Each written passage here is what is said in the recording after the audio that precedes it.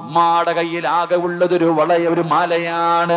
ഫാത്തിമ ബീവി അടുത്ത് വിളിച്ചിരുത്തിയിട്ട് മഹദിയായ ഖദീജ ബീവി റളിയല്ലാഹു തആല അൻഹ തന്റെ കഴുത്തിൽ കിടന്ന ആകെയുണ്ടായിരുന്ന ഒരു മാലയെടുത്തു. എന്നിട്ട് ഫാത്തിമ ബീവിയുടെ കയ്യിൽ വെച്ച് കൊടുത്തിട്ട് പറഞ്ഞു, മോളെ ഫാത്തിമ, ഉമ്മാനെ ഓർമ്മ വന്നാൽ, ഈ ഉമ്മച്ചിയെ ഓർമ്മ വന്നാൽ, നിന്റെ മനസ്സു വേദനിച്ച, നിനക്ക് സങ്കടം വന്ന, ഈ മാലയെടുത്ത് ചുംബിച്ചാ മതി ഫാത്തിമ.